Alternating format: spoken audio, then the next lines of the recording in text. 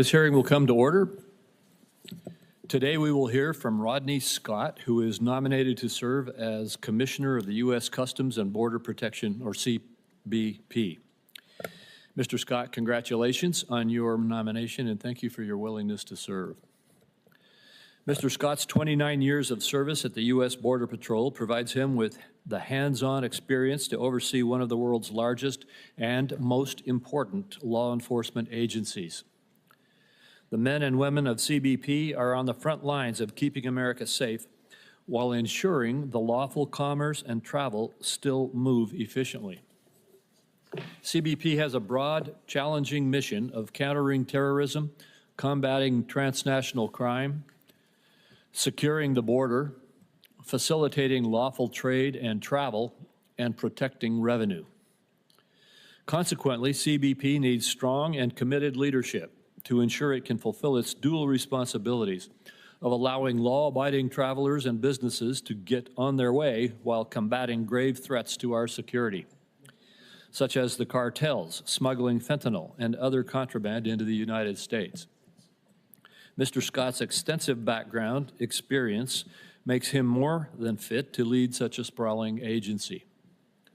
Mr. Scott has served on the front lines as Chief Patrol Agent with the Border Patrol, but has also gained valuable experience at CBP headquarters. In 2005, he served as Assistant Chief within the office of the CBP Commissioner's Office of Anti-Terrorism. In 2019, he served as the Acting Deputy Chief of the U.S. Border Patrol and went on to become the Chief of the U.S. Border Patrol the following year. President Trump rightly prioritizes border security and recognizes the need for effective leadership at CBP. Mr. Scott is highly qualified for that job, and the President made an excellent choice in nominating him for this position. Mr. Scott understands what makes CBP effective, including the strong partnerships it will need with the various federal agencies and Congress. If confirmed, I have no doubt that he will be able to hit the ground running. Thank you again for your willingness to return to government, and I look forward to working with you if confirmed. Before I turn it over to Ranking Member Wyden, I'm going to enter a document into the record. Last Wednesday, Homeland Security was requested to provide further information regarding the 2010 death of Mr. Hernandez Rojas, who died at the San Ysidro port of entry, and the actions of Mr. Scott, who served at sector headquarters in San Diego at that time.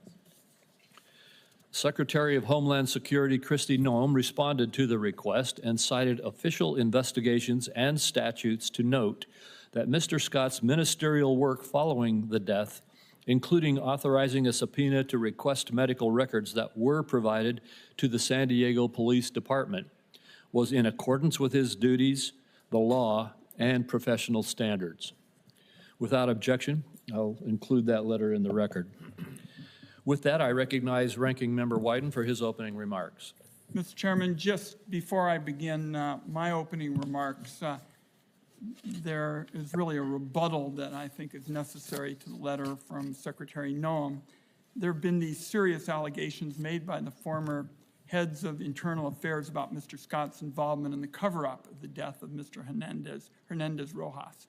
I asked Secretary Noem for a number of DHS documents that would get to the bottom of what happened and what Mr. Scott's involvement was.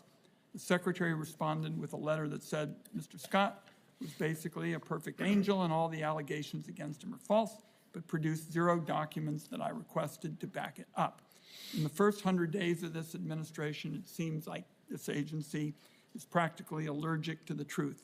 I don't believe this committee should take this letter on faith, and I have some additional information from those who were there at the time, as opposed to Secretary Noem, who was not. So I hope that Secretary Noem will give the committee the documents we need to get to the bottom of the issue, but so far she has refused.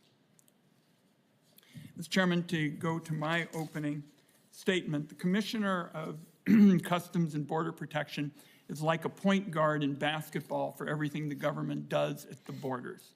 They're responsible for more than 60,000 employees who carry out the screening and processing of millions of packages going in and out of our country every day, and for millions of people who cross the border in and out of our country each month.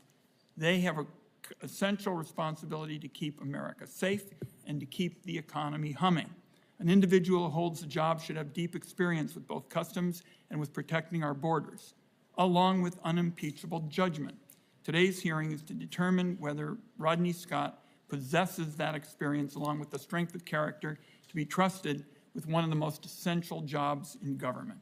The evidence shows that he falls short. Just a quick review to begin of Mr. Scott's record. In 2010, he led the U.S. Border Patrol in San Diego. While in that position, a migrant who crossed the border was detained by CBP officers and severely beaten while in their custody. The man we've mentioned, Mr. Rojas, died of those injuries, leaving behind his wife and 5 children. Rather than following the agency's own policy and immediately referring the incident to outside investigators, the San Diego CBP office began its own inquiry. In the course of that investigation, the CBP officers taped over the only video copy of Mr. Rojas' death and tampered with physical evidence, according to court documents. In an action that the former head of CBP Internal Affairs called illegal and possibly obstruction of justice, Mr. Scott signed a subpoena to obtain Mr. Rojas' medical records, which Customs and Border Patrol then refused to release to the San Diego Police Department. Last night, Mr. Chairman, a former senior CBP Internal Affairs official, Mr. James Wong, who was present at the time of these events, which I think is crucial to determining what really went on, wrote me with his grave concerns about Mr. Scott's nomination. The investigation Mr. Scott oversaw, according to this high-ranking CBP Internal Affairs official, quote, was not an investigation, it was a cover-up, one Mr. Scott supervised. This abuse of power disqualifies him from leading one of the largest law enforcement agencies in the country. I would ask, Mr. Chairman, that this letter from Mr. Wong, this high-level CBP official who was present at these events, be entered into the record at this point. Without objection. Mr. Chairman and colleagues, I guess the question then becomes, did Mr. Scott learn from his mistakes? It doesn't appear so. In 2021, a woman who formerly served as a Border Patrol agent tweeted criticism at Mr. Scott about his handling of the Rojas investigation. The former agent was an outspoken advocate for reforming the Border Patrol practices as a survivor of sexual assault while in the patrol's academy.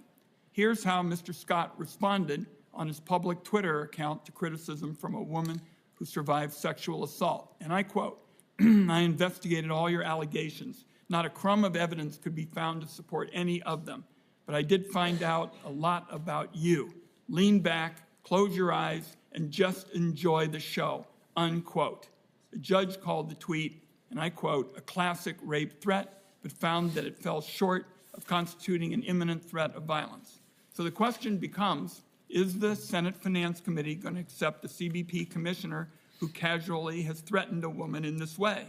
Our standards of character could not have fallen so low that they can be dismissed as old news. Finally, in the summer of 2020, the Trump administration deployed a staggering number of federal law enforcement personnel to my hometown of Portland, Oregon, in response to overwhelmingly peaceful First Amendment activity.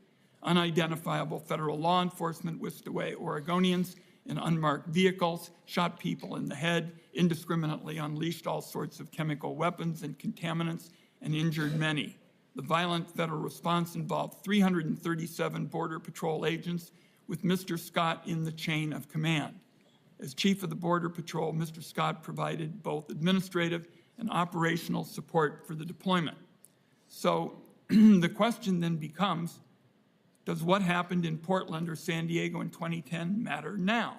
Americans need to know the head of a major law enforcement agency won't sign off on bogus searches, harass female employees or travelers, or allow the agency to target people based on the president's whims. The Customs and Border Patrol Commissioner sets the policies and conduct for searching a person's belongings at the border, going through their phone, and potentially saving that information to a database that can be searched by thousands of federal employees. If the Customs and Border Patrol Commissioner can't be trusted, Important priorities like stopping fentanyl smuggling and human trafficking can't go forward. Let me wrap up by Mr. Scott's qualifications. He has no experience with customs facilitation or enforcement. Donald Trump is creating the biggest disruptions to the customs system that I've seen in my time in public service, and leaving it in the hands of someone without experience with customs raises serious questions. That matters to small business in Oregon. If a key part from overseas gets stuck in the customs process at the border, a small manufacturer can see their whole production line delayed, meaning more costs and losing out on contracts. The CBP commissioner has to make sure that legal trade goes smoothly at the border, and he's got to limit the impact on supply chains and workers from Donald Trump's erratic proclamations on tariffs and trade. We look forward to hearing the questions from our colleagues today and Mr. Scott's testimony. Thank you. Thank you, Senator Wyden. Before I proceed to the questions that we will ask you before you begin your testimony, Mr. Scott, because of the colloquy that we've now begun engaged with over the letter that was sent by the CBP in response to your questions, I just want to read one paragraph of it. The letter states, contrary to what has been alleged, Mr. Scott did not impede any investigation, nor did he take steps to conceal facts from investigators. No less than 7 local and federal investigatory bodies reviewed the circumstances of Mr. Hernandez-Rojas' death, and none found any evidence of actions that were inconsistent with law, regulation, or policy. The CBP's San Diego Sector CIIT found no wrongdoing, and the agency's National Use of Force Review Board determined that the agents' and officers' use of force was consistent with policies that existed at the time. The investigations by the San Diego Police Department and the Federal Bureau of Investigation resulted in no criminal charges. The Civil Rights Division of the Department of Justice declined prosecution, and the Office of Civil Rights and Civil Liberties at the Department of Homeland Security took no action. Finally, the Office of Inspector General at the Department of Homeland Security found that the level of force utilized by DHS personnel during the incident was in accordance with existing policy. Mr. Chairman, we won't prolong this for the rest of the morning in terms of the back and forth with the letters, but Secretary Noam was not there at the time.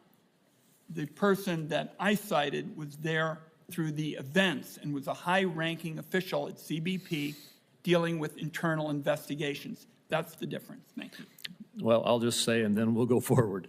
As Secretary Noam said, she didn't allege that she was there at the time. She said she reviewed the reports and analysis of no less than 7 local and federal investigatory bodies that were there at the time and reviewed the evidence. With that, Mr. Scott, you will now be given an opportunity to share your opening statement after I ask you 4 obligatory questions that we ask of all those nominees who come before this committee. First, is there anything that you are aware of in your background that might present a conflict of interest with the duties of the office to which you've been nominated? No, sir. Second, do you know of any reason, personal or otherwise, that would in any way prevent you from fully and honorably discharging the responsibilities of the office to which you've been nominated? No, sir. Third, do you agree without reservation to respond to any reasonable summons to appear and testify before any duly constituted committee of Congress if you are confirmed? Yes, I do. And finally, do you commit to providing a prompt response in writing to any questions addressed to you by any senator of this committee? Yes, I do. Thank you very much, and you may proceed with your opening statement.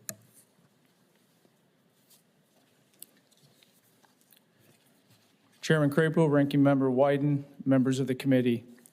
Good morning. It is a great privilege to be here today as President Trump's nominee for Commissioner of U.S. Customs and Border Protection. I'm immensely honored to have the trust of President Trump and Secretary Noam, but I'm here today to earn your trust as well. If confirmed, I am ready to serve without compromise. Let me start where all strength begins with some wisdom. Proverbs 15:22 instructs us, plans fail for lack of counsel, but with many advisors they succeed. I am fortunate to have the counsel of many, But first and foremost, I want to recognize my wife, Tandy, a woman of profound faith, clarity, and strength. She is my most honest advisor, a constant voice reminding me of what truly matters. Our daughters, Kennedy and Cassidy, have grown into confident, godly young ladies with wisdom beyond their years. And I thank the three of them for being my biggest cheerleaders and for challenging me to lead with character, even when it came at a personal cost. I also want to thank my parents, Bob and Linda Scott. Their Christ-like example taught me to treat everyone with respect, that serving is more rewarding than being served, and that if I would just ask and then listen, God would tell me the next right thing to do. Thank you for raising me right. Now to the matter at hand. Senators, if confirmed as commissioner, I will take a lead role in providing America with real border security. As the 9/11 report highlighted, securing our nation is a team sport. I've been on this team for over 3 decades, and I've learned a lot. Our borders must be secured, not just to protect a line on a map, but to defend the American people, our values, and our way of life. I joined this team in 1992 as a GS-5 Border Patrol agent trainee, and I competitively progressed through the ranks to earn the position of Chief U.S. Border Patrol. I'm very proud of that green uniform that I wore, but CBP's mission is bigger than just the Border Patrol, and so is my experience. During my career, I was immersed in a living border security laboratory. I worked alongside colleagues as we transformed chaotic, crime-ridden border regions into some of the safest communities in America. I watched CBP officers fine-tune operations to maximize the flow of legal trade and travel that fuels our economic security, while simultaneously interdicting weapons, people, and contraband like fentanyl that violate our laws and put our families, friends, and neighbors at risk. Unfortunately, I also watched communities slide backwards into total chaos when policy changes resulted in crimes being ignored. I learned what works, and I learned what does not. I learned what motivates our personnel and what demoralizes them. If confirmed, I will leverage my experience to empower the men and women of CBP to do what they were hired to do: safeguard every American by providing secure borders and keeping trade and travel moving. Border security is national security. 9/11 made that very clear when foreign terrorists exploited vulnerabilities in our border security and murdered thousands of fellow Americans. We vowed then to never forget, and I assure you that I have not. Congress responded by creating the Department of Homeland Security and Customs and Border Protection. I responded by joining a small team within CBP that developed and institutionalized the anti-terrorism capabilities that exist today. As I read countless intelligence reports, my understanding of the interdependencies between border security and national security constantly grew. In the years since 9/11, new technology, infrastructure, and procedures have improved border security dramatically at our ports and in between. But the most important factor will always be the people, the professional, dedicated patriots that make up U.S. Customs and Border Protection. I commit to you that if confirmed, I will drive actions to ensure the CBP workforce has the training, resources, and the policies to excel in every aspect of the mission and to do so safely. I will encourage innovation, modernize processes, and enhance efficiencies. And I will work to ensure that CBP strategies are driven by intelligence and data, and that the policies align with national security, including our economic objectives.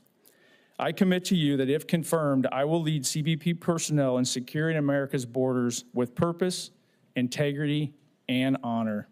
I'm asking for your support, your vote today, and I look forward to your questions. Thank you.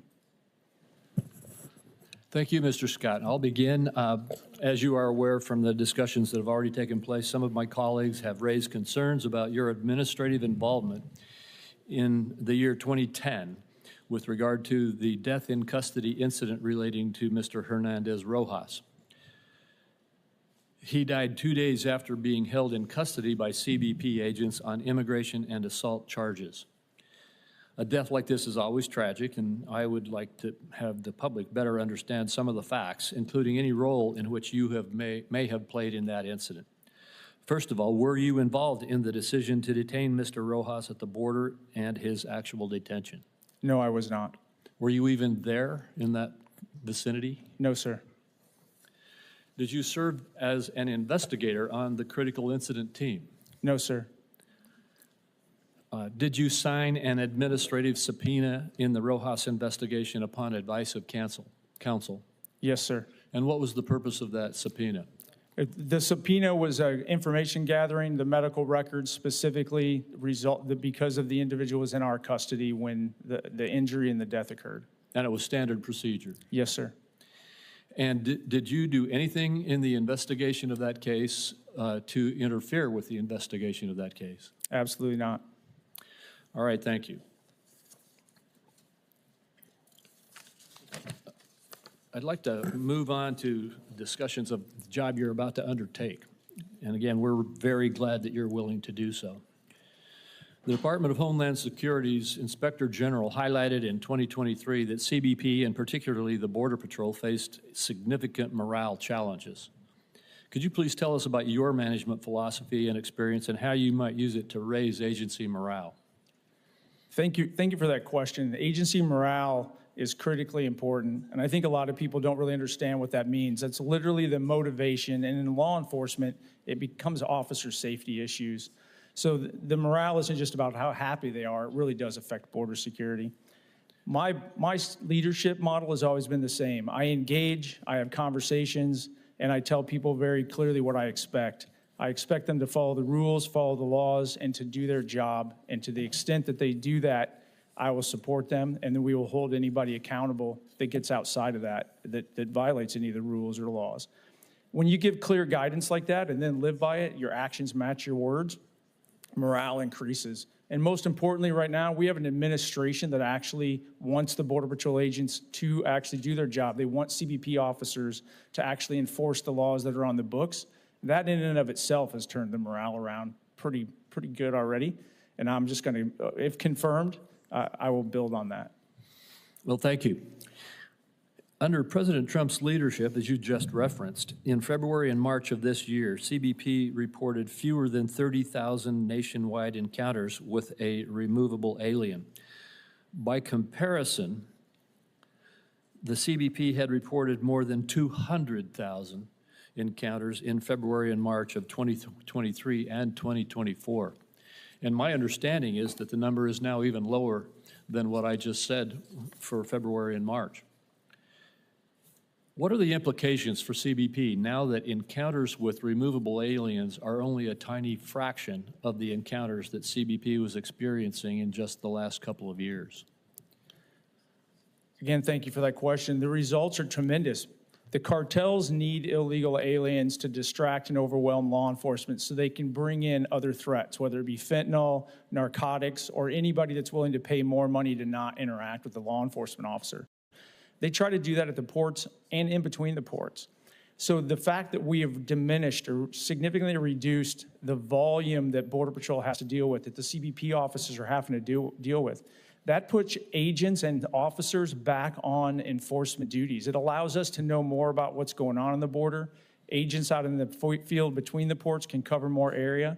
But at the ports of entry, the immediate result of slowing down that flow of illegal aliens put 600 CBP officers back on the line so they can actually expedite the flow of legitimate trade and travel, find fentanyl that's hidden in vehicles. They're actually out doing the job that America asked them to do, securing the borders and keeping America safe.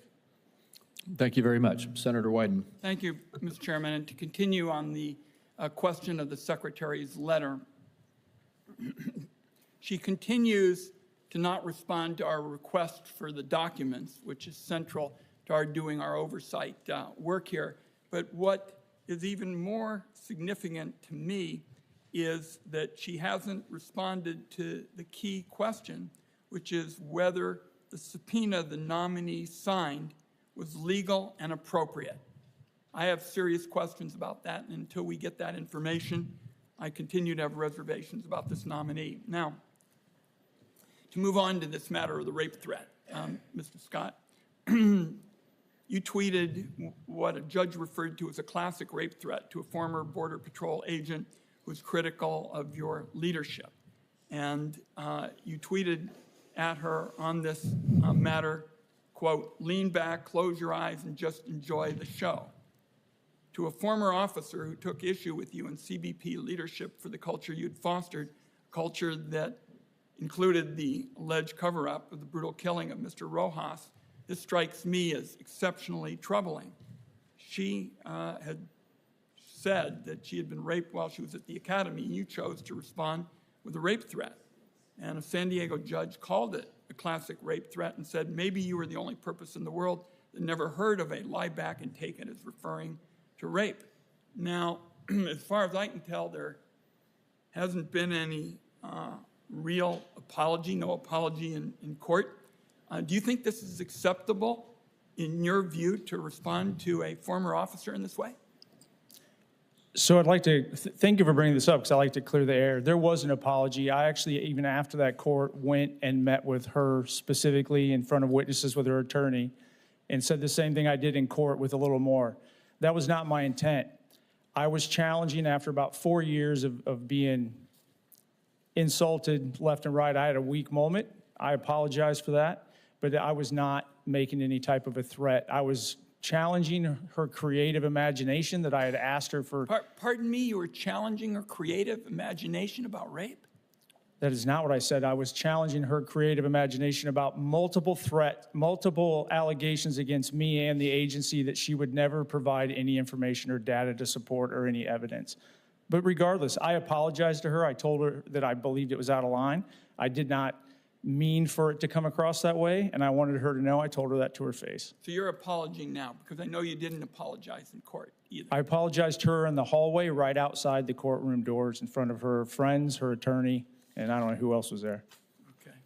Let me ask about this Facebook group as well.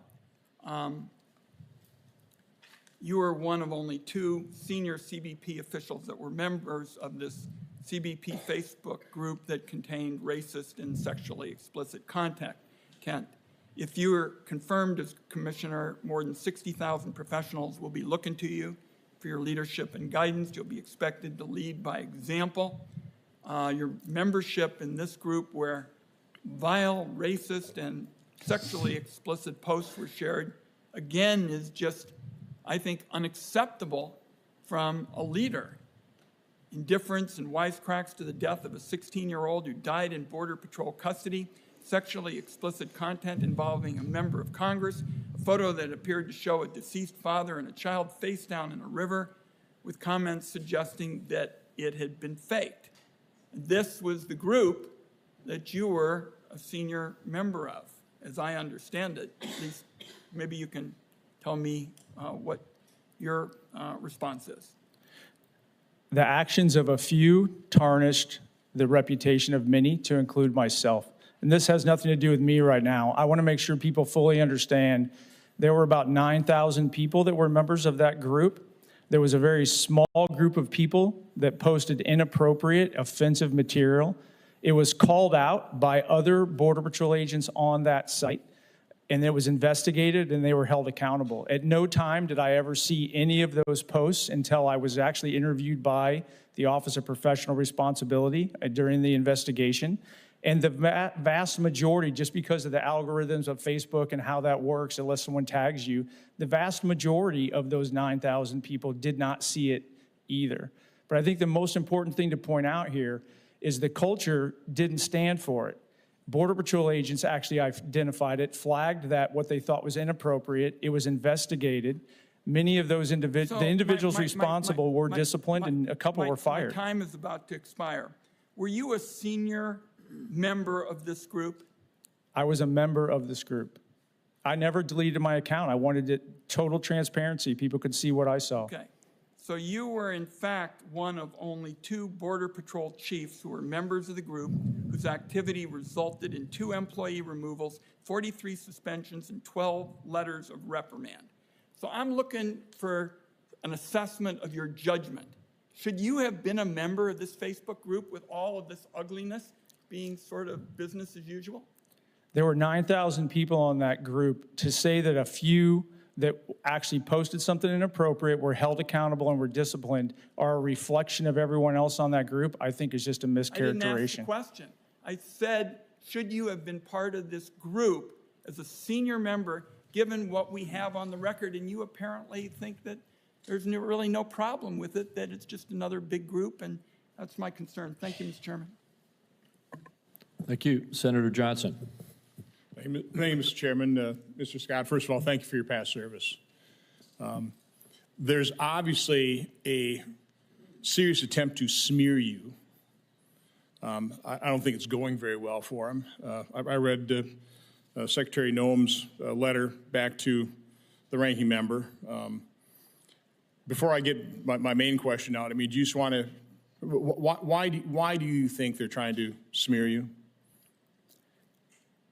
I don't want to speculate. I mean, politics are politics, but I want everybody to know, if you look at my track record, the one thing you'll see consistently is transparency. In every one of these cases, what you see is what you get. Everybody makes mistakes. I believe the ones I've made were very minor. We learn from them and move forward. I don't know how to speculate on why they would try to smear the background. What I didn't do is bring the chart that we've been using now for years, showing how President Trump pretty well secured the border, and then, through their want and desire, they totally opened up, let millions flood in this country completely unvetted. I'm thinking that maybe they don't really want to talk about that and discuss how now President Trump has successfully secured the border. They'd rather try and smear you and totally distract the American public. That'd be my, what I would surmise. But again, I appreciate your past service, and I know you'll do an excellent job as commissioner.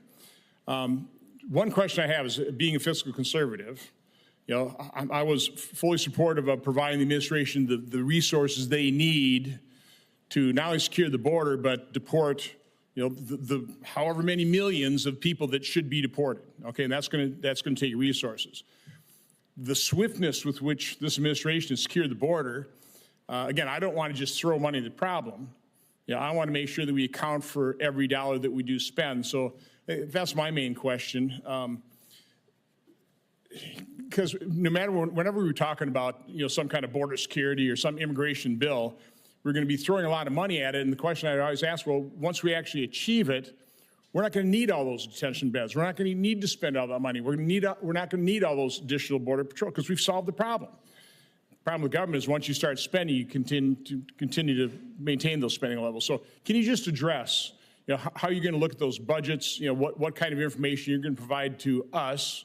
Because I'm hoping you'll be confirmed before we actually pass, whether it's a big, beautiful bill or do it in segments the way my preference would be. Will we have the detail in terms of exactly what CBP needs to do its job, which is going to be somewhat separate what we're going to need for ICE and the deportation efforts as well? So if confirmed, I will do everything in my power to make sure that you get that information. One of the things I highlighted as chief, and I will do again if confirmed as commissioner, is ask a lot of questions and mandate that any proposal or even any daily work that's going on can be directly tied back to the border security mission, and not with some gray dotted line, a pretty good solid line. One of the examples within Border Patrol that we got out of that by looking at it was the border wall system, for example. When we tested that and proved it out in San Diego sector, we were able to show that it freed up 150 agents every 24 hours that could then be shifted to other areas that were more remote. That was a $28 million return on investment for the life cycle of that border wall. And it's examples like that I will push and drive as requirements for asks for CBP. Similarly, at the port of entry, that non-intrusive equipment can show how we save man hours. But the most important thing you mentioned already is reducing the flow of illegal activities so we can focus on those bigger threats with the resources we have. But do you agree with me, and again, I'm absolutely amazed at how quickly the border has basically become secure. A secure border will actually reduce the amount of money we need to spend, correct? I mean, a secure border will save us money. It's not going to require additional funds. I believe to a point, I believe a secure border will save all of America a ton of money and a ton of lives. Okay. Again, look forward to working with you. And again, I apologize for the smear campaign.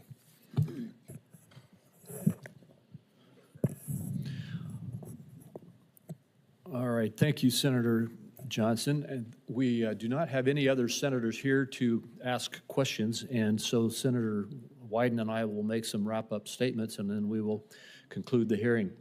I just want to thank you again, Mr. Scott, for appearing before us today. Whenever someone steps forward to accept a position of responsibility and serve in the public, these days it's intense, and there are battles. I appreciate you being willing to step up. And I also want to say thank you to all of the incredible people at the Border Patrol for the service that they do, and you for the service that you have given that has made you so qualified for this job. I look forward to us moving as quickly as we can to move your nomination forward and see you continue to help build a strong America. And thank you for that very much. Thank you, sir. Senator Wyden? Thank you, Mr. Chairman. My colleague apologized for using the word smear. That doesn't dismiss the fact that on these key facts, we still are basically in the dark. Let me go through the big ones. We didn't get the documents that we need from Secretary Noam. We didn't hear any response to the internal affairs high-ranking official who at the time said the investigation was a cover-up. We still don't have any information with respect to whether the subpoena was handled by the nominee in a legal and appropriate way. So I want it understood that we'll have to see how the chairman wants to move forward. My door remains open to seeing the facts, the documents on the key kind of questions, because on those at least 3 major areas that I've described, we are basically in the dark, and we can't do our responsibilities. We can't carry out our responsibilities to do oversight when that's the case. And we'll go forward hoping that we will get the relevant documents we've requested that speak to the issues I've raised this morning, and we can assess them that way. Thank you, Mr. Chairman. Thank you, Senator Wyden. And again, Mr. Scott, thank you for your service and your willingness to step back in and engage in service to the country. I remind my colleagues that the deadline for submitting any questions for the record is 5 p.m. on Monday, May 5th. Nope. We have a senator who has some questions. Senator Lujan, as soon as you get your seat. Mr. Chairman, thank you very much. I apologize for my late arrival. We were in a markup in another hearing, but thank you for the indulgence this morning. Mr. Scott, good morning and welcome to the hearing. Appreciate you taking time to visit with me in the office. Mr. Scott, when we met, we had a lengthy discussion on inspection technology and other technology improvements that could benefit CBP's ability to interdict drugs. Yes or no, are the vast majority of drug seizures, including fentanyl, made at legal ports of entry? Currently, hard narcotics are primarily seized at ports of entry. 90% or so The actual drugs seizures, not the total flow, but the known seizures. I are believe made at that's ports accurate. of entry? Correct. And is it true that an overwhelming number of those are actually made in passenger vehicles being driven by American citizens? I believe that's correct. Yes or no, is CBP's inability to screen incoming, and I would contend outgoing cargo, put CBP officers and American communities at risk? Screening the volume of traffic coming across the border to include the seaports, the rail, it is challenging. And then that is exactly why we're trying to make more investments in the NII, the non-intrusive inspection equipment, as well as the AI behind it, basically using technology to make those officers more and more effective. Because at the end of the day, I think it's really important to highlight a lot of that technology, it just detects anomalies. It takes an actual officer or an agent to determine if there's actually something illegal there or not. So making sure that we use human beings, you use those officers and agents in the most effective manner possible is critical. And I think investments in the technology aspect of it is going to make them more effective. It's going to make America safer. Appreciate that. Yes or no, do you believe inspection technology can help CBP officers do their jobs more safely and effectively? Yes, sir. And yes or no, do you believe implementing a strategy to achieve 100% screening, even if it requires rebuilding port infrastructure or leads to increased wait times, would make our country more secure? I can't answer that yes or no. In theory, yes, it would, but there's always trade-offs about the amount of money invested and the amount of time and the risk. So in the short term, CBP, I believe, does have a strategy to significantly enhance the number of vehicles that are actually being screened with NII. In a perfect world, we would love to get to 100%, but there's going to have to be a lot of conversations with Congress on how to fund that, because it will, as you know, we talked about, it will require revamping the actual footprint of ports of entry where they're right on the border and we just don't have the ability to inspect before they get to the primary inspection location. I appreciate that. Mr. Chairman, this is one of those areas where I hope that we don't just talk about this, but this is something that we could probably do. It changes the way that we need to approach this, but if we truly want to know what's entering the United States, there's no reason that we could not advance at 100% screening and things of that nature. I know I've chatted with several of my colleagues about this in the past, and my constituents, they don't understand why we're not deploying more technology to work with the agents to be able to figure this one out. And so I appreciate that response. Now, do you believe that CBP should partner with our national laboratories to develop and deploy the next generation of these tools that can identify the molecular or chemical makeup of fentanyl and other narcotics? Thank you for that question. As I mentioned in my opening, border security is a team sport. So yes, the labs, private industry, the Department of Defense, anybody that's actually looking at these, I think can be a partner to help us get more and more effective and utilize our personnel more effectively. And Mr. Chairman, this is one of the areas where I've suggested for years that the Science and Tech Directorate in the DHS space, the Department of Energy is working with many agencies with work that they do all around the world. There's no reason that more of that could not be commercialized or used in a space where there's a domestic approach to it as well. And it would actually, I think, create some savings in the United States and allow us to have more advanced technology that could be deployed. Now, Mr. Scott, 2021, the Borderplex region was the manufacturing hub with the 5th highest employment in North America, accounting for 17% of all trade with Mexico. The Santa Teresa Port of Entry in New Mexico ranked number 6 in imports and number 7 in exports among land ports for merchandise trade along the United States-Mexico border in 22.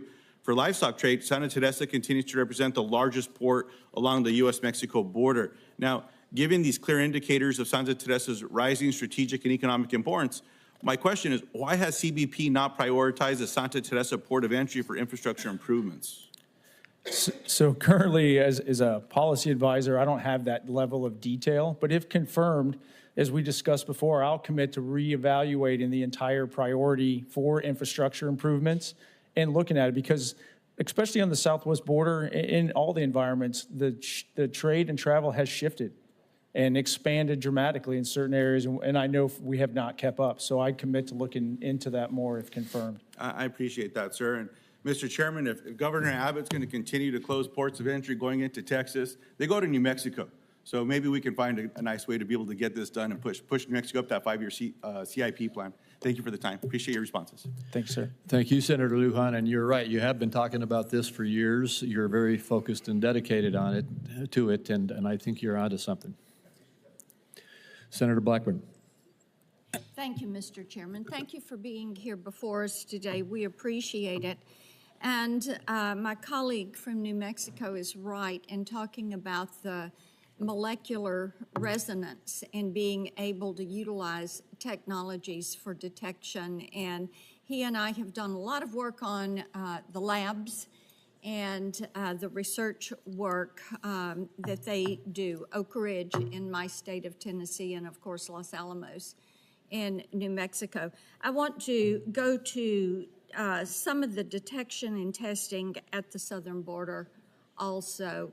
It was baffling to me that the Biden administration stopped doing DNA testing on children that were traveling with an adult that was not related to them. Now, when that testing was done, what we realized, about 30% of all those children were being trafficked, and we were able to extract them from those situations. And the DNA testing has really proven to be a successful tool, and it is not a time-consuming tool. The entire test can process in about 45 minutes.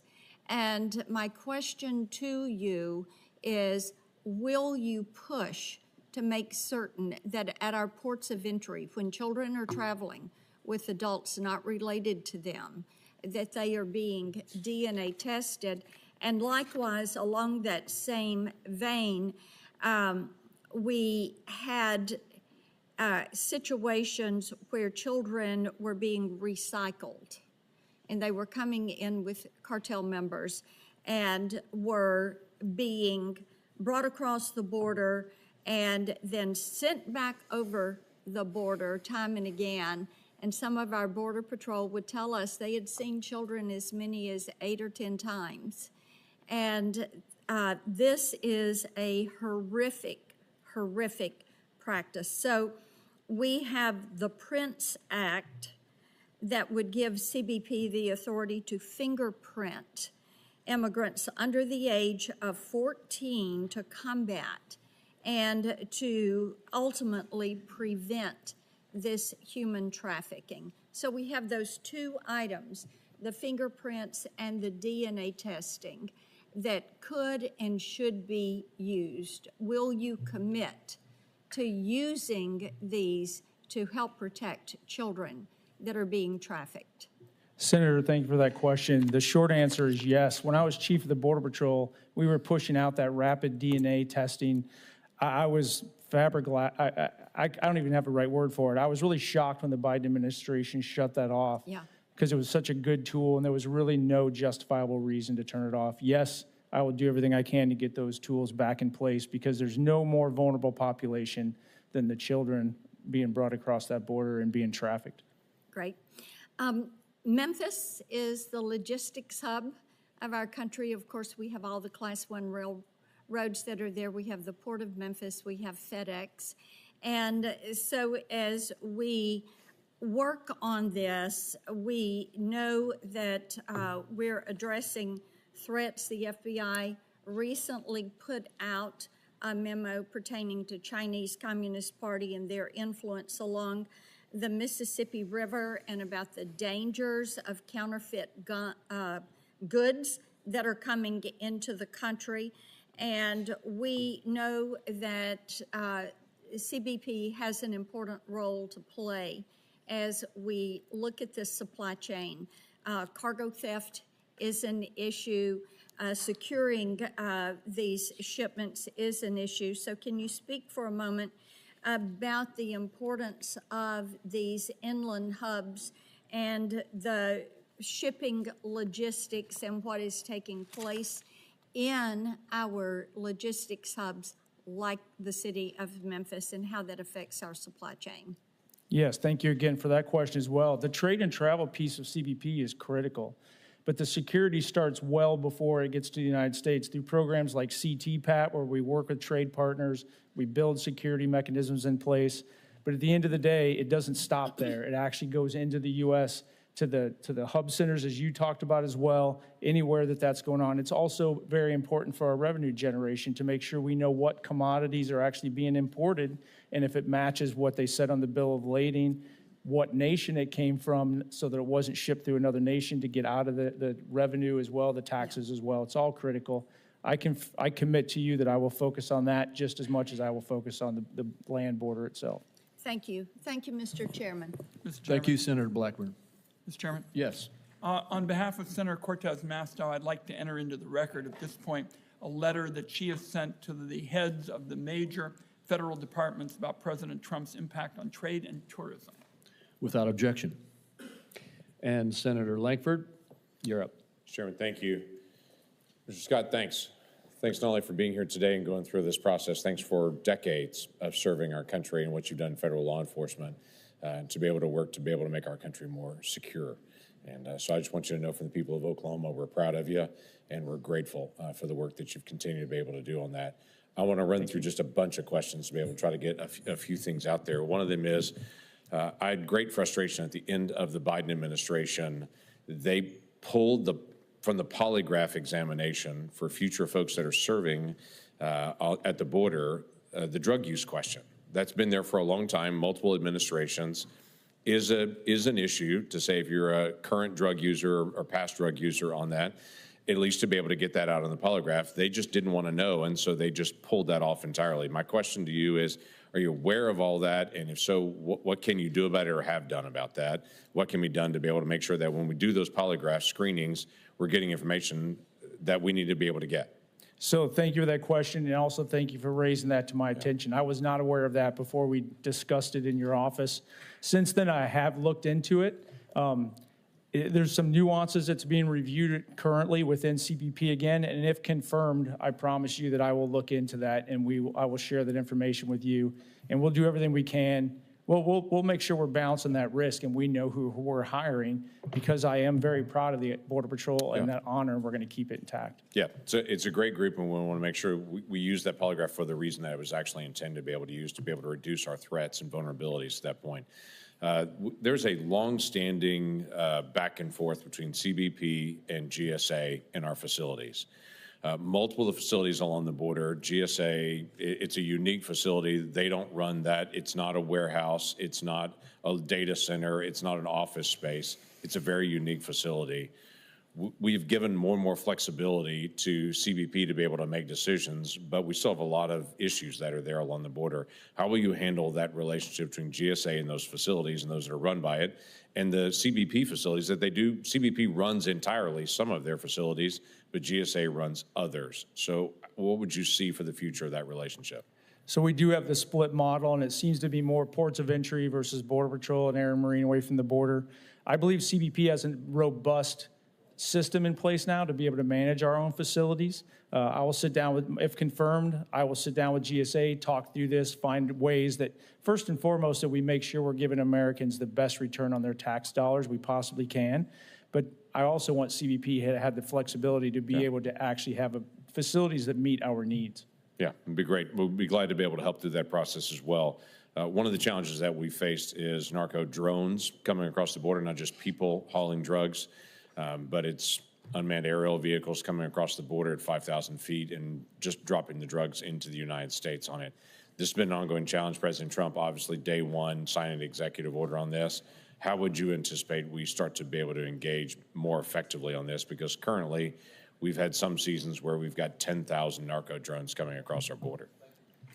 So again, thank you for that question. This is an emerging threat that needs an urgent response. So I know there's discussions already going on within CBP on the technology side, working with the Department of Defense, but there's also some regulatory issues with FAA and the FCC on how to actually counter those drones. The capability to identify them is a lot easier than the capability to mitigate them, but it both exists.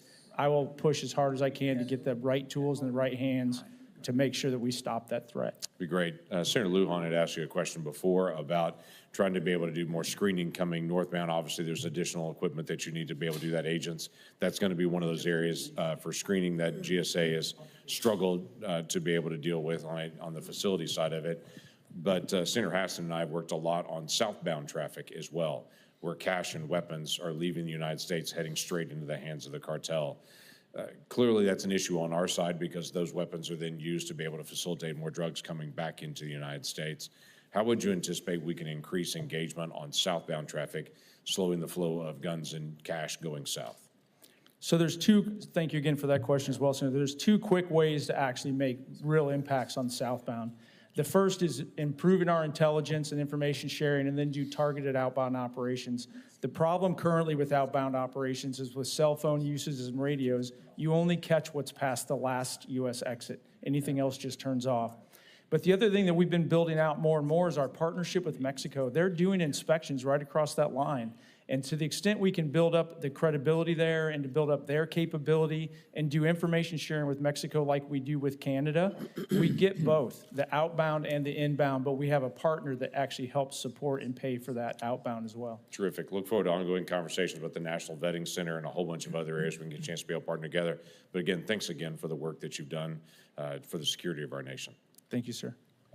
Mr. Chairman, I've just been informed that during our discussion this morning, the Inter-American Human Rights Commission has just released a document reviewing Mr. Hernandez Rojas's family's allegations of law enforcement misconduct in the investigation of his death in custody.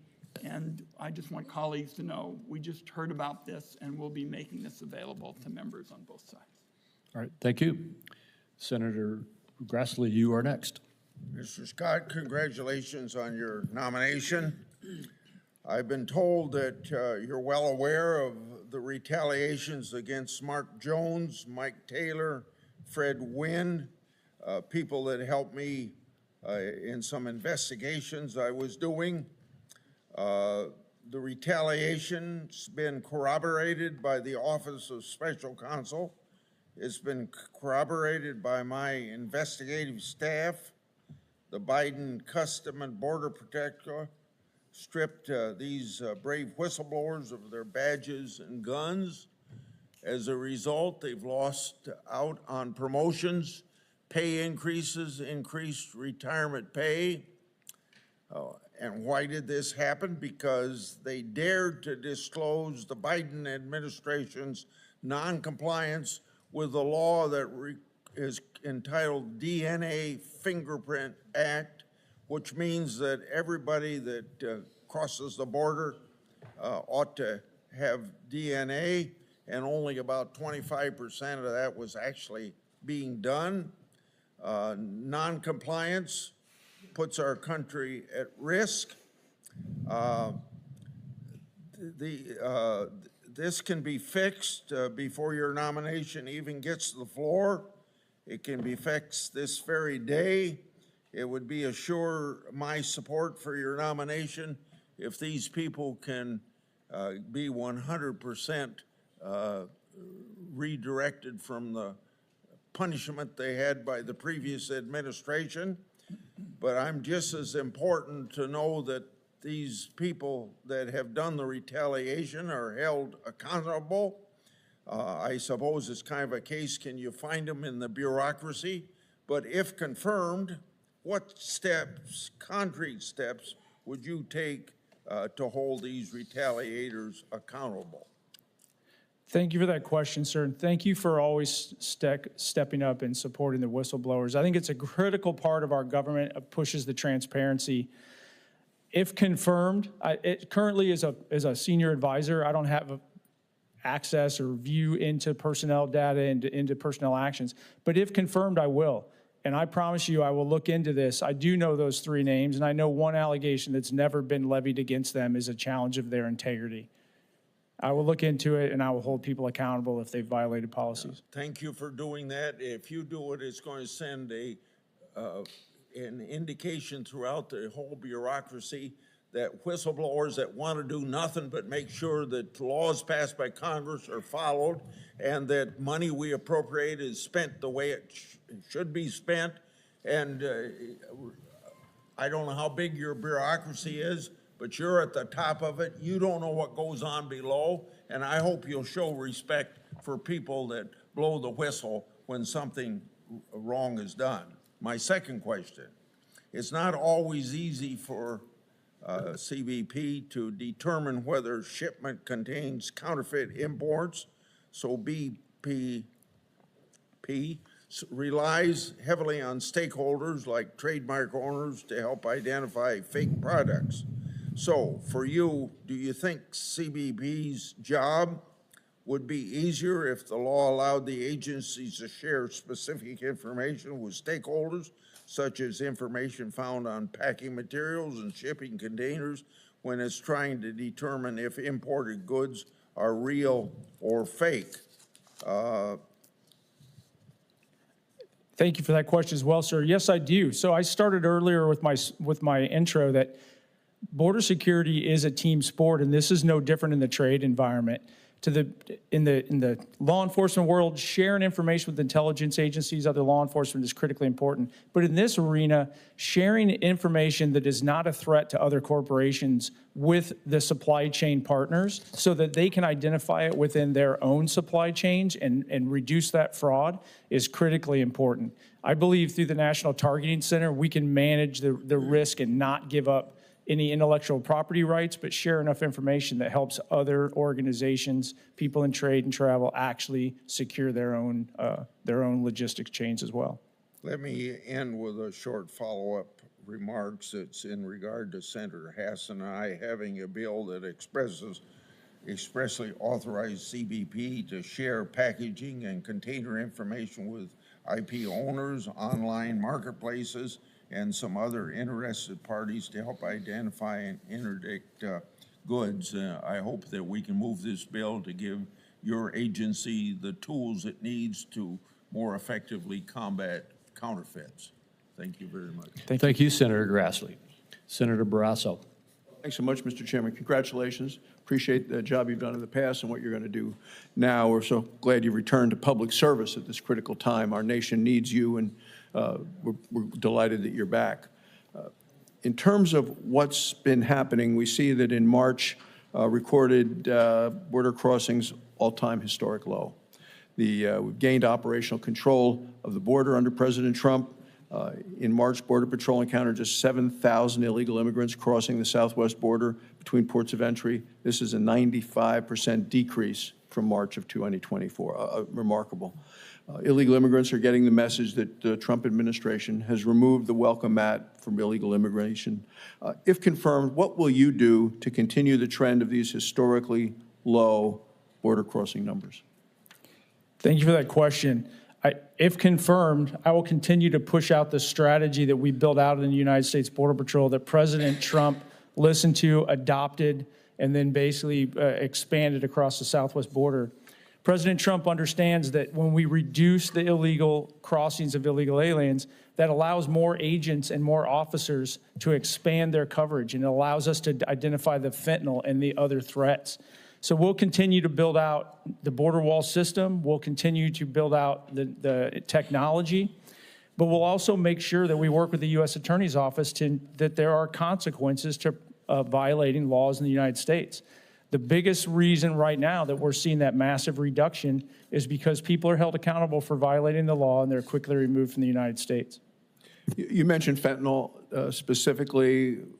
I'm a doctor and know the tragedy that resulted in this. Let me ask you what additional resources that you'll be needing at CBP from our Congress to strengthen the frontline defense against fentanyl at our ports of entry. So the fentanyl threat is unique in the fact that it takes such a small amount to kill so many people. So it's harder to find. You know, marijuana was huge truckloads, but fentanyl can be hidden in a glove box. It can be hidden in a trunk. So the non-intrusive inspection equipment that Congress has funded a lot of and will probably need more of, as that gets more, better and better, that's an area. But we also need the ability to actually install it. So some of our ports of entry are going to have to be revamped. And then the canines that we use are very effective in those tools. But so is our national targeting center that people don't see. People see all the things I just mentioned, but we have a targeting center that looks at all the shipments coming in and out of this country to include the de minimis product, the de minimis packages, and they're identifying trends, and we're finding fentanyl or precursors in those as well. So it really comes back to the people, supporting the people of CBP. Let me ask you two parochial questions in terms of my home state of Wyoming. In Casper, there's the Natrona County International Airport. It serves Wyoming's only international port of entry. The presence at this facility in terms of the Border Patrol ensures proper screening from international arrivals while facilitating critical global trade operations for our Wyoming businesses. The port of entry is pivotal to sustaining our robust economy and workforce. Can you give me your commitment that if confirmed, you'll provide staffing and resources for Border Patrol at the Casper and Natrona County International Airport? So if confirmed, sir, I've learned to be very cautious of what I completely commit to, that I don't know what I'm committing to. I'll commit to looking into it, and I'll just address that the resource challenges exist across the entire board. And what I promise you and the entire committee is I'll do everything I can to make sure that the resources are assigned where they do the most good for the Americans. And in some cases, that is for the trade and travel and the security of that. And in other areas, it's for the actual land border and being able to inspect cargoes coming in. But I'll prioritize it and make sure that we use it in the best way we can. Yeah, because in all states, the rise of e-commerce, it's created new opportunities for all our states. And certainly in Wyoming, we've seen this increased opportunity for businesses to expand their reach far beyond, our state's borders. And they still face significant challenges navigating the complex customs regulations that govern international trade. When they're exporting their products, they run into complex procedures related to customs, burdensome documentation requirements, evolving trade regulations. So all too often, it confuses people. It's a confusing process. It leads to costly errors, resulting in delays, penalties that threaten the business's survival. And I think with proper guidance, our small businesses could reach new global markets, creating opportunities for communities in Wyoming and across other states as well. So if confirmed, will you work to ensure that small businesses in rural states, and a number of us are from rural states, like Wyoming, have access to clear, timely information on how to navigate our custom regulations? Yes, I will. Thank you. Thank you, Mr. Chairman. Thank you. Senator Welch. Thank you very much, Mr. Chairman, and thank you. I congratulate you on your years of service and your qualifications to go from where you started to where you hope to be. I want to ask about the discretionary part of your job. You've got a big responsibility, obviously, to have the border secure, criminals to be deported.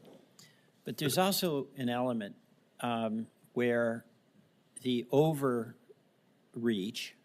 in the power of prosecution, the power of law enforcement, as you know better than anyone, is immense, can have some harmful consequences. We've got folks working on dairy farms, and we just had one of our most prominent dairy farms. There was an incident there. That farm, by the way, has extremely good relations with CPB folks. These farmers understand the importance of the job. But there was apparently an anonymous tip about somebody with a backpack. It led to 8 farm workers being arrested. They're now in detention. We've got to milk our cows. We've got to have access to labor. None of these folks have any criminal record. And really, this is a question about priorities. I'm all with my colleagues here on securing the border. I'm all with my colleagues on deporting criminals. But my goodness, we need farm workers. And how are you going to balance the aggressive efforts of the Trump administration on the border and make distinctions between where you best can act in order to protect the public and not harm agriculture? So thank you. So Customs and Border Protection's role is a little bit unique in that we're focused on the interdiction aspect. So we're focused on people coming into the United States illegally at the borders or an international border. We're not doing the interior enforcement aspects. But I will highlight that I don't support asking law enforcement officers to not enforce the law that's in front of them. And that's kind of the challenge. I like highlighting the fact that we have a visa process now where it may not be the easiest on the planet, but it's not as hard for employers to actually get guest workers to come in. Not guest worker, but an HB1. Well, this farm did that, but there's always a dispute and there's always a suspicion. I mean, these people, I spoke to the farmer, none of them have any criminal records. They're all valued members of the community. And by the way, the economy, this is Franklin County in northern Vermont, is really benefited, obviously, by the wages that are paid, by the money that's spent, and by maintaining these farms. I mean, these are real-world consequences for real people in Vermont, and I suspect real people in many other states, especially along the northern border. If confirmed as commissioner, I'll ensure that we enforce all of the laws that CBP enforces, immigration and customs, with humanity and respect, and work with the communities. But I can't apologize for actually enforcing the laws that Congress enacted and put on the books and asked us to enforce. I'm not asking you to apologize, and you do have a point, because it's on Congress that we don't have a sensible policy on ag workers. That is on us. But you know what? We've got to do something about it. This is horrible what just happened to this farm. Really terrible. And these are all good people that are working there, and they've been separated from their families. Land ports of entry in Vermont, we have a library that literally, you know about this, is on between the border, between Canada and in Vermont. And this is one of the challenges you face. Canadians come in the back door, which is on the Canadian side, and Vermonters go in the front door, which is on the Vermont side. And now we're getting hassled about being able to maintain something that has served that community for 120 years. So I get it that you got to, quote, enforce the law, but is it a real issue about Canadians coming into the Canadian side of Vermont Library to get a book? So I'm somewhat familiar with that library. I have not visited, but I've heard the challenges in both perspectives, the community, the history, the interaction, and then how, like many times when we unintentionally create a vulnerability, how criminal elements will exploit it. Yeah, but there's no criminal elements going to the Haskell Library to check out a book. Well, they go in there, that? but it's not to check out a book. I would agree. But my commitment to you is, if confirmed, I will sit down and talk through issues like that. We're not going to make decisions in a vacuum. I appreciate that. And also, my time is up, but just we have land ports of entry. We've got to get the hours extended. I mean, this is really important for northern border states, Vermont, very much, where we've had a lot of back and forth history, good relations. And I get it, you got to enforce the law, but on the other hand, I hope you can find a way to be really respectful of the long-term traditions that have been very beneficial for Vermonters and Canadians. Yes, sir. Thank you.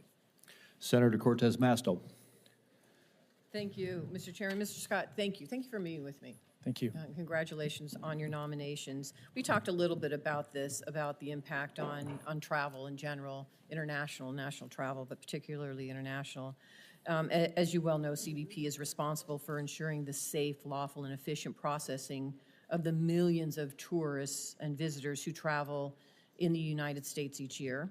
Travel experts are already estimating the number of people arriving in the U.S. from abroad to decline by about 9.4% this year, and travel spending to fall 12.3%.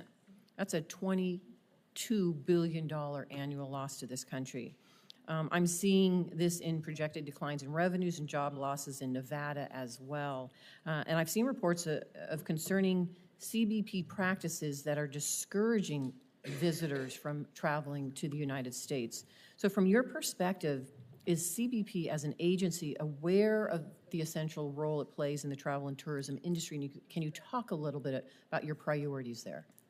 Sure. Thank you for that question. CBP is very aware of our responsibility to keep trade and travel moving. It's written right into our mission statement, but it's not just something on a screen. It's part of the conversations all the time, because I'd mentioned a little bit earlier, national security and the economic security of this country is just as critical as to many of the other factors that CBP has to deal with on a daily basis. So there's a lot of discussion about something as simple as staffing lanes at an airport or getting cargo coming through, and the messaging. I commit to you, one of the things I brought up over and over again within CBP, and if I'm confirmed, I will continue, is that we're literally the ambassadors of the world. That the CBP officers are the first people interact with from around the world. Sometimes even U.S. citizens coming and going. It's the only real government officials they interact with.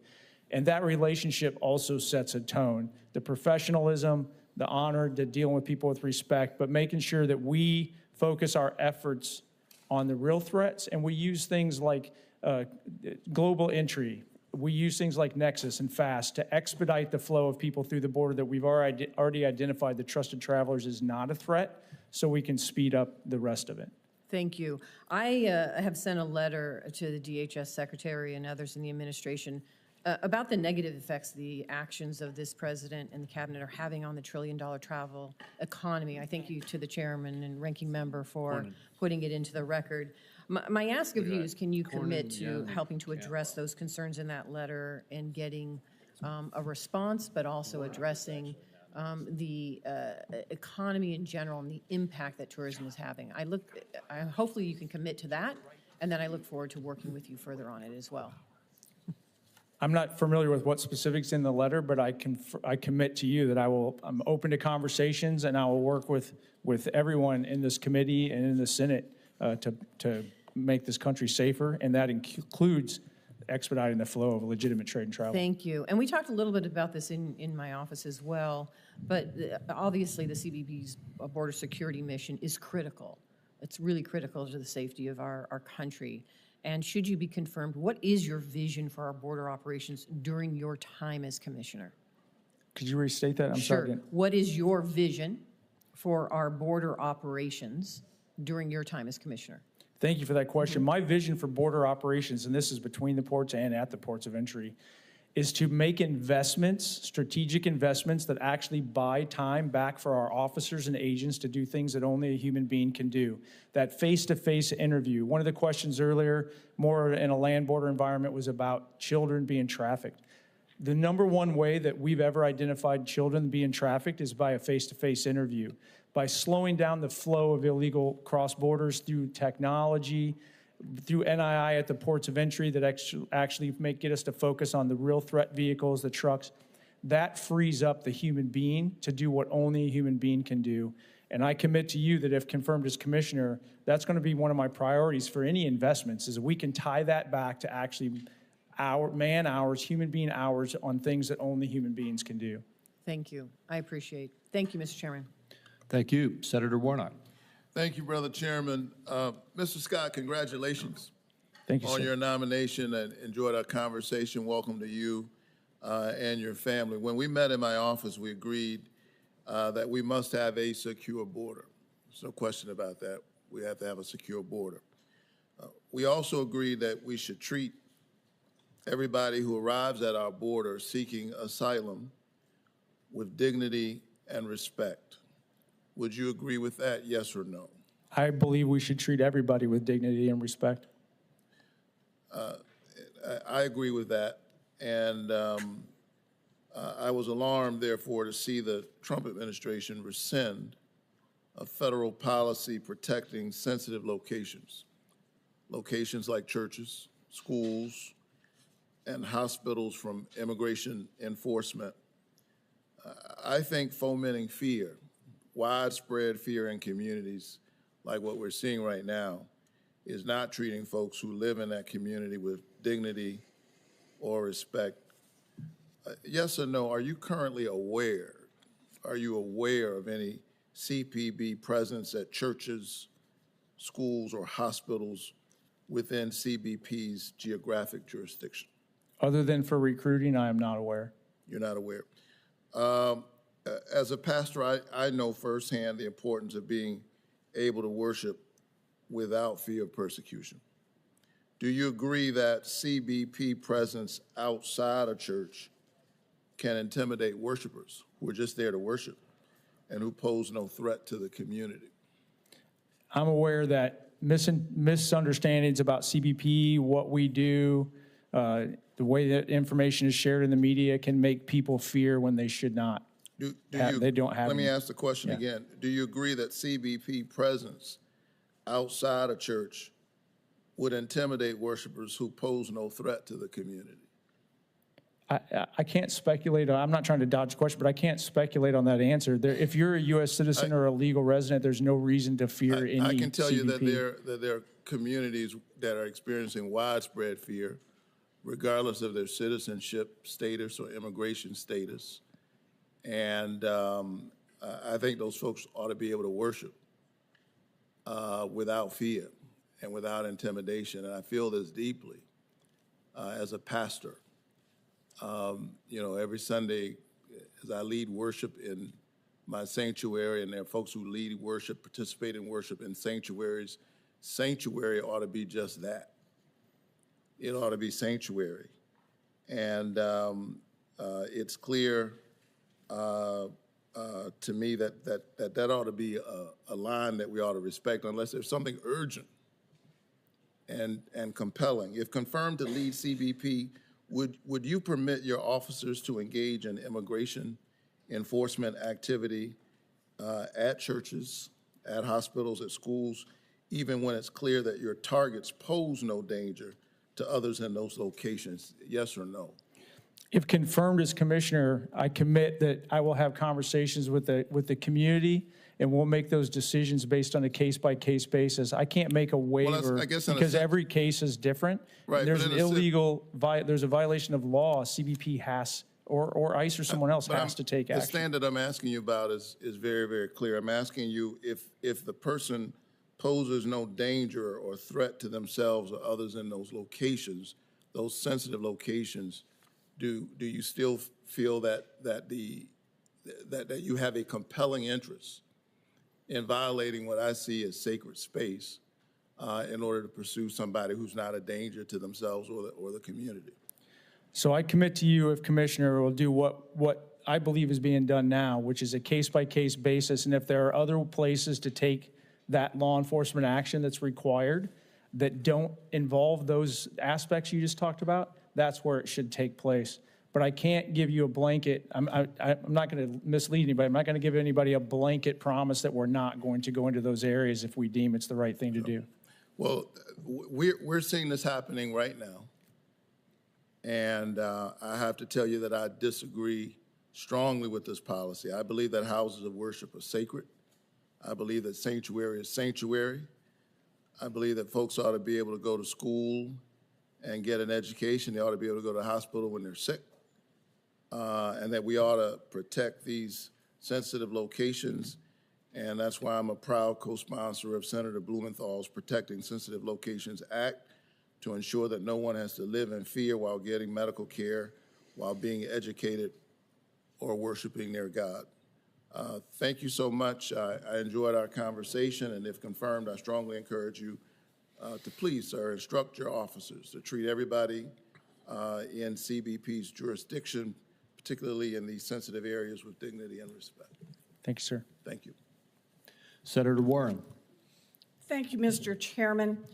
So Americans want to be safe, but in just 100 days, the Trump administration has started to round up people with no criminal record, move them so that even their families and lawyers have no idea where they are, and deport them even after a court has said not to.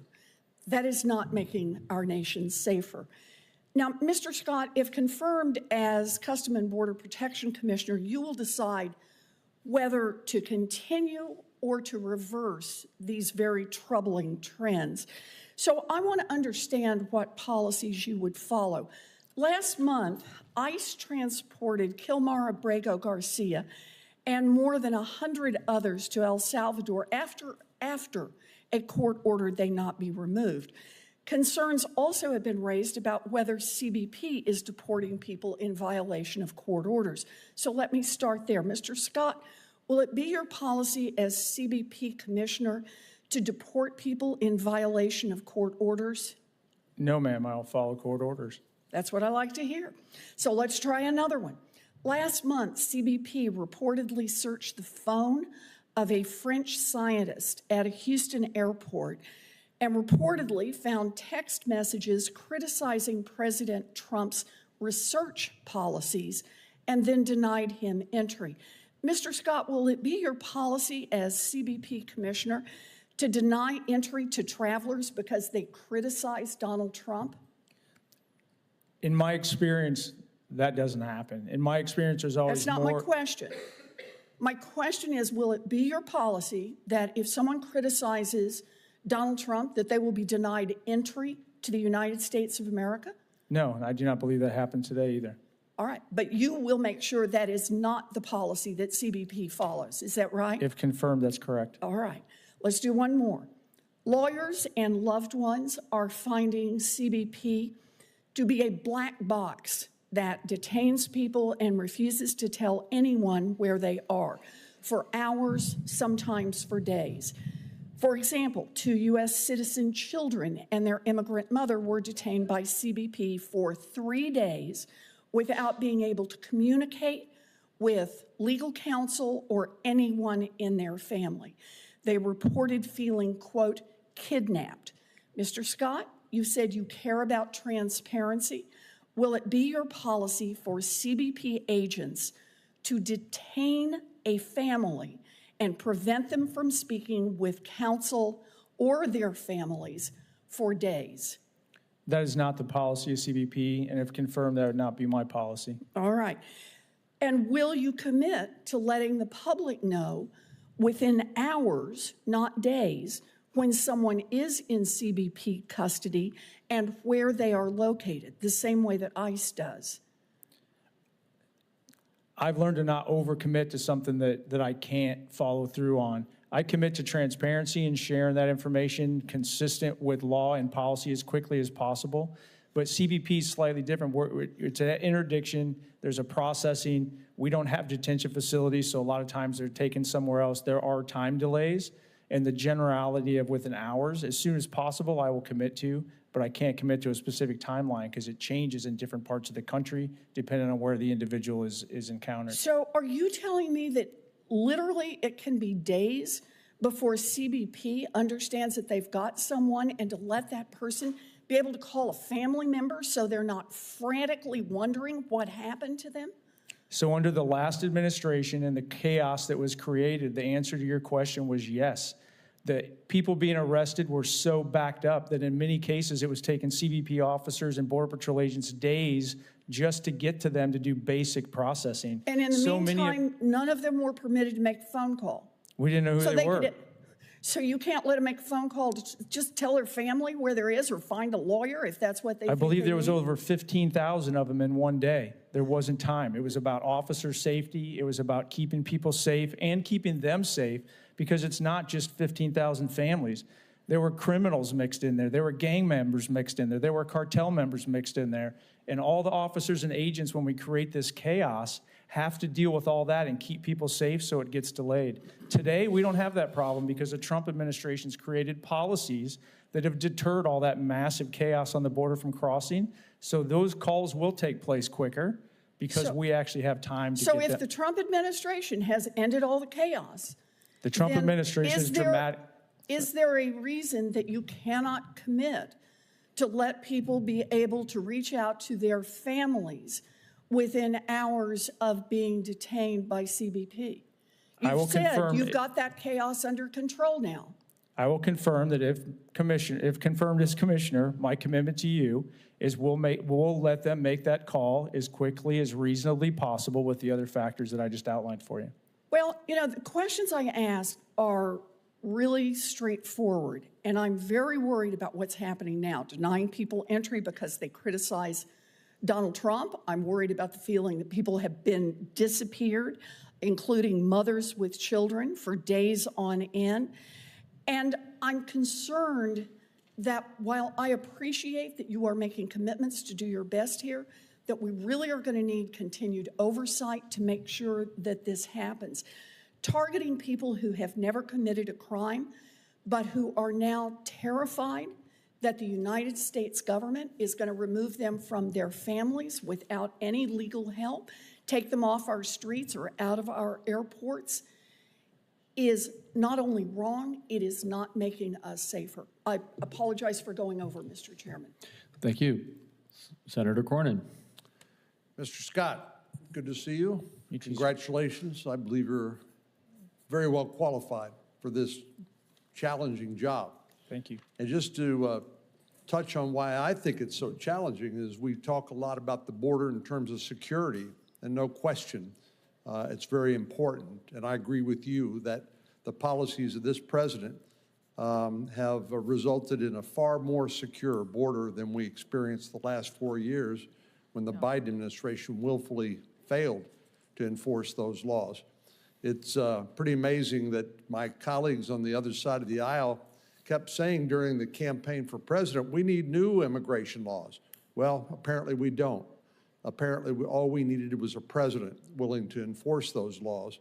And I appreciate your commitment to the rule of law and also your expressions of compassion to treat everybody with dignity and respect. That's, I think, the exactly right attitude.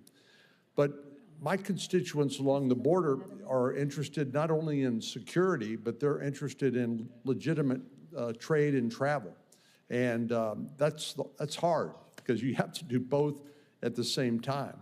But what I want to ask you about is the screening of commercial vehicles. My understanding is about 11% of them are currently screened by non-intrusive inspection. And so while Border Patrol is trying to do what they can from a law enforcement perspective to keep the bad contraband and to keep the bad people and the people who are trying to enter illegally out of the country, we want to facilitate legitimate trade and travel. And do you think there are other things we need to do specifically with regard to inspection of commercial vehicles, more technology, more people? How would you increase the number of commercial vehicles that we can actually inspect for illegal contraband or people? Thank you for that question. And I think it's critically important you highlighted, but I want to remind everybody that it's the same cartels that operate at the ports of entry in between the ports of entry. So that's why the inspections and ramping them up is so important, because we know the cartels are going to just try to move and take advantage of any vulnerability in border security. So rolling out the non-intrusive inspection equipment that you guys have made some significant investments in, getting that deployed, saving those the man hours to then be able to do the deep dive inspections is the way to go. We're looking at ways to leverage AI more, that we can layer that on top of the NII equipment to be able to identify those anomalies, but it still takes an officer to figure out what's really there. And then in the trucking and then the containers, it's even more difficult because of just the sheer space. How much you have to remove from that truck to be able to find it. Making sure that the ports actually have some things as simple as a forklift and a place to pull a truck, a loading dock. Some of the ports of entry didn't have those basic infrastructure requirements, or not to the extent we needed. If confirmed, I commit that I will look at that entire spectrum. Sidebar, but I lived in Nogales, Arizona as high school. A lot of friends, their families were customs brokers. And there, if the produce got slowed down, it would literally rot on the truck sometimes. So I know how important it is to get that trade across to those individual families that invested in those farms to grow that. And then you just take that across the entire supply chain. It's critically important, and I will work on it. Well, as you know, Mexico is one of our principal trading partners, and it supports a lot of jobs on both sides of the border. So, again, it's a challenging job, but I believe that you've got the experience and qualifications to try to address it. Let me ask you about de minimis shipments. One of the challenges we have with illegal contraband is the fact that people can ship things into the United States, so-called de minimis packages valued at less than $800. And these are a huge vulnerability for us when it comes to drugs, weapons, whatever. What do you think we need to do to try to get at this problem of the vulnerability caused by this de minimis inspection protocol? So thank you for bringing that up as well. And you highlighted it prior to, I think it was 2015, when de minimis was only $200, this threat was slightly slower, but it still existed. But when it went up to $800, and then China and others basically created entire business models through e-commerce to ship one-to-one, one product to one person in one day. That's what under 800, that's the de minimis. It went to over a billion shipments. Managing that is almost like what we just talked about with the trucks at the border now. If you want to inspect every single package, it's going to back up that trade to a point it's not acceptable. So getting information in advance, and we have some legislation we've been working with Congress. When I say we, CBP has exposed to me that they've been working on some legislation that will improve some data points, that will improve our ability based on what we know to target those shipments and make strategic interdictions. And then improving the security of the entire supply chain, working with the customs brokers, working with the carriers like FedEx and DHL to make sure that they're tightening up their supply chain so we know where it's coming from. That National Targeting Center that CBP has does a really good, they really make a big impact in this arena. But having those more consistent data points and having trade on board is going to make a big difference. Thank you, sir. Senator Tillis. Thank you, Mr. Chair. Mr. Scott, thank you for being here. And thank you for your willingness to serve. One of the questions that, well, first off, let's just start out with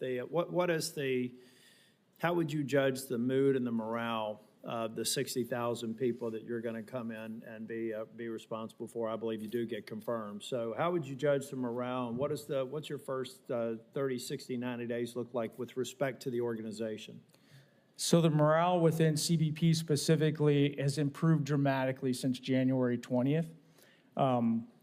I've been serving as a policy advisor, as a senior advisor, so kind of walking the halls. But people know me because I was there before. Mm-hmm. And they try to stay out of the politics. They're nonpartisan civil servants. But the transition team that came in was seen as saviors.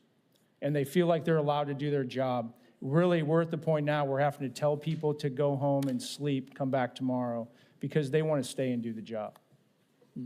I got a question. This is, it got me in trouble when I said it a while back, but I want to ask you, the time that I've spent down at the border, I've spent a lot of time with people on the front lines, Border Patrol agents. They're the ones that you have to talk to because it's sort of like, you know, if you're a patrol officer, you don't talk to somebody who's back in the office or back at HQ. You talk to the people on the ground that are out there putting their lives on the line. And every time I talked to them, they said, you know, we really need people, technology, and infrastructure. Obviously supporting policies, but the way that you seal the border is through a combination of people, technology, and infrastructure.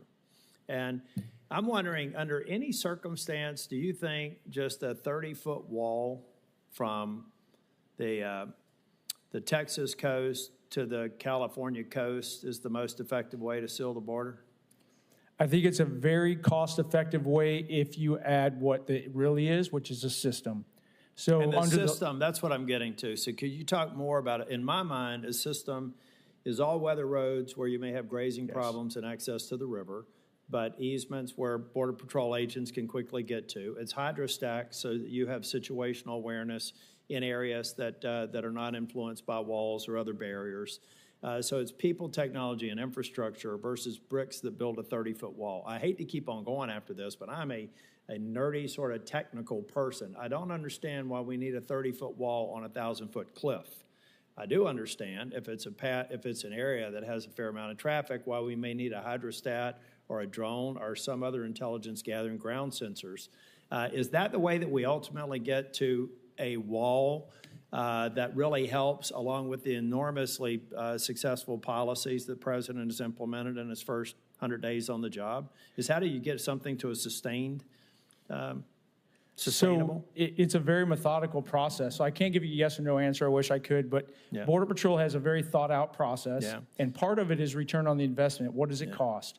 So where we proved out the border wall system out in San Diego, that a short 12-mile section of that border wall system with all the attributes you talked about reduced the need of personnel by 150 agents every 24 hours. That was a $28 million return on the investment. And that's rock solid. Yeah. But what so you we did in shifted San Diego, you may not do in Eagle Pass or the Yuma sector. I mean, each and every one of them need to be instructed by the experts to say these structures work, these other layers. What I'm trying to do is just so my constituents know, I'm not against a wall. I am for securing the border and building on the great work that President Trump has done. Clearly, the crisis we had at the border was a creation of President Biden.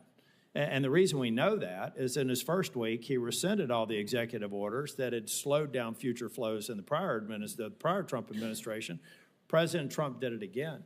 But it seems to me if we want to have staying power, number one, we have to have a border bill that's going to get to all the people, technology, and infrastructure to get this right once and for all. But we have to be clear-eyed on exactly what we need to do, exactly how much it's going to cost. Last question, because I'm about to run out of time. I was happy to hear that the Mexican government were going to send 10,000 people to the northern border. But I'd be really happy to hear that they're also interested in sending about 5,000 people to their southern border, which is really the best way to stem the flow through the Isthmus of Panama and up through. Do you agree with that? I do agree with that. Under the last Trump administration, 45, when I was chief of the Border Patrol, it didn't get a lot of attention, but we were trying to build out a Western Hemisphere security package, working with all the other countries down in the Northern Triangle, Mexico, and identifying if we secure the Western Hemisphere, that keeps us all safer. And some places are easier to patrol than others. That little several hundred-mile section of border on the southern part of Mexico, to include the coastal area, is significantly easier to try to control than the entire northern border. And I like that you highlighted that because I want to remind people this isn't about Mexico. The United States Border Patrol and Customs and Border Protection, they arrest people from 150 different nations on average every year. Other than Mexican, So I look forward to working with you. I look forward to supporting your nomination. Thank you, Mr. Chair. Thank you. Thank you, Senator Daines. Mr. Chairman, thank you. Chief Scott, welcome. It's good to see you again. And I don't say this lightly, but you are an outstanding nominee for this position, uniquely qualified, and thank you for stepping up. Thank you, sir. For this very important role. I enjoyed our visit. You've got the right experience. You've got the right background. You bring subject matter expertise and not only a great mind, but just gut sense here to the job, which is so important to be successful. I look forward to supporting your nomination. Look forward to having you out in Montana as well. We'll talk for a minute about, as we got to look north as well as south, but we'll talk to the northern border in a minute. But I'm just thrilled in the first 100 days, probably one of the biggest success stories of this administration has been what's happened in securing our southern border. And it truly was not just about more policy, it was about the right president, the right leadership, and sure enough, we got that with President Trump. As I've engaged with our law enforcement back in Montana, in my hometown, in fact, of Bozeman, where I grew up, went to kindergarten through college there, we had TDA gang members there in Bozeman, some of the most violent, vile illegals in our country. And as remarkable as I quietly chatted with law enforcement, they're on the ground trying to protect our communities and doing a great job. They told me they weren't getting virtually any response from ICE under the Biden administration. That wasn't the fault of ICE. It was the fault of the leadership, because the organization will flex the way the leadership is flexing. And as soon as the election happened, as soon as President Trump was sworn in, it was just within 30 days, those ICE agents swarmed and got those TDA guys apprehended and deported from our country. And that directly affects my hometown of Bozeman, and I'm grateful the same thing has happened in Kalispell, up in the northwest part of our state. As you know, human traffickers and cartels will take the path of least resistance. With the vast northern border, it presents unique challenges with federal resource and personnel stretched thin. And I associate myself with Senator Tillis' comments, spending nights on ride-alongs with Border Patrol on the southern border several times, and seeing, as you mentioned, within the first 11 days of the 23-24 fiscal year, the Border Patrol agent showed me the number of countries they made apprehensions in the first 11 days. It was a jaw-dropping list of about 50 to 75 different countries in the first 11 days of the fiscal year. Just a reminder, it's not just a Mexico issue, as you stated. But as I think about the borders, southern border, roughly 2,000 miles. Northern border, about 4,000 miles. You include Alaska, that were 5,500 miles. Just take the continental 2,000. Our northern border's 4,000, twice as big. Montana's about 545 miles east to west on our northern border. That's like drawing a straight line from D.C. to Atlanta is our northern border in the great state of Montana. Chief Scott, would you agree that there's a need for more personnel, more equipment, and resources on our northern border as well? Yes, I would, and if I can just add a little to that. When I was chief of the Border Patrol, and I was happy to see that this same dialogue was going on, still going on today when I came back as a policy advisor. There's a lot of discussion about and planning for building out of the northern border, and it's not being ignored. It just doesn't have the priority focus right now. But if confirmed as the commissioner, my commitment to you, and we talked in the office, is it will continue to build that out. It's a different environment. The RCMP is a great partner up there. We share information at a much higher level. It's more trustworthy information on there. But even they don't have enough resources. I've been exposed to some plans. I'd love to share them with you later. I didn't have them when I was with you the other day, about Border Patrol's vision on how to secure the northern border, and some fairly small investments that should make some huge returns long term. But my commitment to you is we will not ignore the northern border. Scott, thank you. I want to shift gears and talk about the important north-south trade that we have with Canada. CBP agents play a critical role in facilitating that, the commerce going back and forth, inspections, cargo classifications, duty collections. President Trump has made it clear he's willing to use every tool available to bring our trading partners to the negotiating table to secure better trading terms for American producers and manufacturers.